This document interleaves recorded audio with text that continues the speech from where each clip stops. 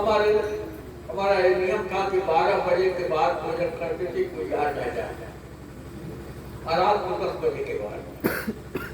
लेकिन आज हम अपना पेट के लिए मोहताज हो गए, कोई जाएगा तो क्या करूंगा। व्यास जी ने एक मंत्र बताया और उस मंत्र को सिद्ध किए। मंत्र के देवता प्रकट होकर के पटुली अब कहे इसको धो करके सवेरे रख दिया जाएगा तो 5 आदमी खा, चाहे 50 आदमी खा, चाहे 5000 खा, इसमें से बराबर भोजन निकलेगा। लेकिन जब द्रौपदी खा लेगी तब कुछ नहीं होगा, तब 24 घंटे 12 घंटे बाद निकलेगा। द्रौपदी ने विचार किया कि भंडारा चल के रहा, हम 4 बजे शाम को खाऊंगे। गोविंद विचार की हमारी बहन 4 बजे खा रही है तो भगवान 4:30 बजे खाने लगे। दुर्योधन को ये बात पता लगी तो दुर्वासा का खूब सेवा किया। दुर्वासा कहे जिंदगी में ऐसा सेवा करने में आकर तू मांगो उसको दे दूंगा। दुर्योधन का कुछ और नहीं मांगता हूं, हमारे भैया पांडवों के यहाँ जाइए। धर्मराज हमसे कहे थे कोई महात्मा आवे तो भेज देना, लेकिन महाराज जी प्रार्थना 4 बजे बाद जाइएगा, तो आपका बड़ा स्वागत होगा। और 4:15 बजे दुर्वासा पहुंचे। धर्मराज गदगद हो गए। अर्जना की तरफ से अर्जना का आज हमारे पितृ तुम गया तुम पवित्र हो गए, 12 बजे के बाद। बोले भैया भोजन का प्रबंध कराओ। उन्होंने सहदेव से कहा कि द्रौपदी से कह दो कि अभी खाएगी ना। जब वहां पहुंचे तो द्रौपदी 2 गिलास खा चुकी। तब तो सहदेव कांप उठे। धर्मराज से आकर के बताए। धर्मराज ने कहा कि चिता जलाओ, जल करके मर जाएगा। ऐसा न हो कि कोई कहे कि ब्राह्मण को जवाब दे पाएगा। इधर आगे जलाई गई है। द्रौपदी को चारों तरफ कोई नहीं दिखाई देता है। अब बल तब बल और बाहुबल, 400 बल है दाम। सूर्य किशोरों सब बिहारे हारे कहेगा नाम निर्बल के बदलाव। द्रौपदी द्वारका की तरफ मुंह करके बोलती है, रोवती बहिनी तुहार कन्हैया भैया आ जाओ। बोली रोवत बहिनी तुहार कन्हैया भैया आ जाओ। रोवती बहिनी तुहार कन्हैया भैया आ जाओ। रोवत बहिनी तुहार कन्हैया भैया आ जाओ।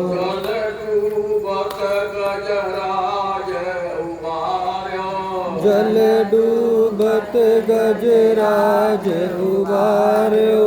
अब की है बारी हमारे कन्हैया भैया आ जाओ।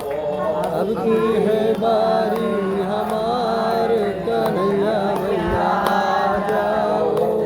बहिनी तुहार कन्हैया भैया आ जाओ। रोवत बहिनी तुहार कन्हैया आ जाओ। ठाकुर जी आ गए। बहिनी बहिनी भैया आ गए और बहिनी तुम बड़ा आ गए। तुम 4 बजे भोजन करती थी तो हम विचार के जब वहां 4 बजे खा रही है तो हम 4:30 बजे खाऊंगा। 2 गिलास खाए थे तब तक तुम्हारा आवाज सुने आ गए। द्रौपदी होकर के कुछ बात बताई। भगवान ने कहा कुछ प्रबंध होगा, पहले हमें कुछ खिला दो। बोले भैया परीक्षा ले रहे हो? कहा हमारे पास है, बटनी से है। अब हम भोजन कर चुके हो, 12 घंटा बाद निकलेगा। भगवान ने कहा तुम घबराओ मत, सब कुछ होगा, लेकिन एक बार कुछ भोजन करा दो। द्रौपदी ने कहा पूछा नहीं, बोले पटनी तो लाओ। बोले भैया मल करके रखे, बोले लाओ तो। पटनी मंगाया, गोविंद की कृपा से साग का एक टुकड़ा दिया, वही खा करके क्या करे। अब महात्माओं को तुम्हारे देखा जाने लगी। महात्माओं ने कहा कि धर्मराज से भोजन के लिए तो आपको तैयार कराए होंगे, खाएंगे नहीं तो द्रौपदी श्राप देगी, खाया जाएगा तो आधे आदमी को हॉस्पिटल भेजना पड़ेगा। भगवान ने भीम से कहा जाकर बुला लो। भीम गए, महाराज चलिए भोजन तैयार है। बोले बेटा जी जो धन तुम्हें श्राप देने के लिए हमें भेजा था मालूम हुआ, लेकिन तुम्हारी भैया हो कि पांडवों का नाश होगा। या को जग में रक्षक 600 वाको जयकर कौन आदेश हो।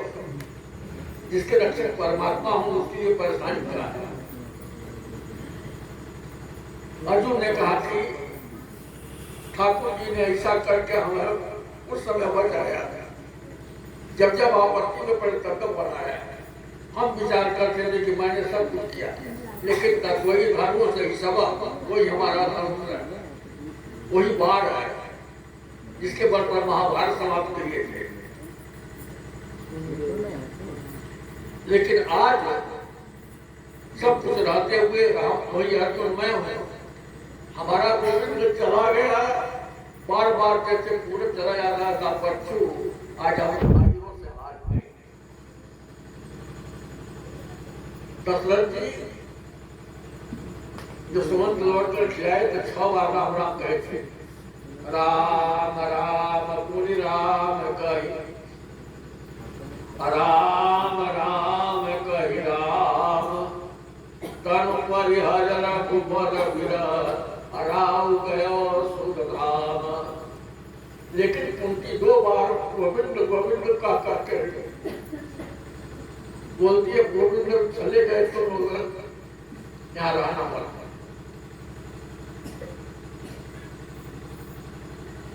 पांचों पांडव 11 साल के परीक्षित को राजा बना दिया। अब बोले बेटा, बोले दादा पूरा संसार सब पूरा थोड़ा रक्षक बन जाओ, एक भाई को रहो। बोले स्वरक्षित आरक्षक जो घर में परमात्मा जो घर में रक्षा किया आज में रक्षा करेगा। तो झूठ मत बोलना, तो तुम्हारे शरण में आ जाओ, क्या परित्याग मत करना, इत्यादि बात बताए। आगे चल करके इलाज करना प्रारंभ किए। वह आगे चल करके जब देखे तब परेशान हो गए। सुखदेव जी से बोले हुए महाराज क्या करते हो, मरने वाले को क्या करना चाहिए। बोले जितासना जिता श्वास, आसन को जीत लीजिए कि किसी आसन से बैठिए, इधर उधर का समस न होइए। प्राणायाम परम बल है, उसके बाद भगवान का ध्यान करिए इत्यादि बताते हैं। बताने के बाद सुखदेव जी राजा परशु को बताते हैं कि ब्रह्मा जी एक दिन चुपचाप बैठे थे, पूजा कर रहे थे।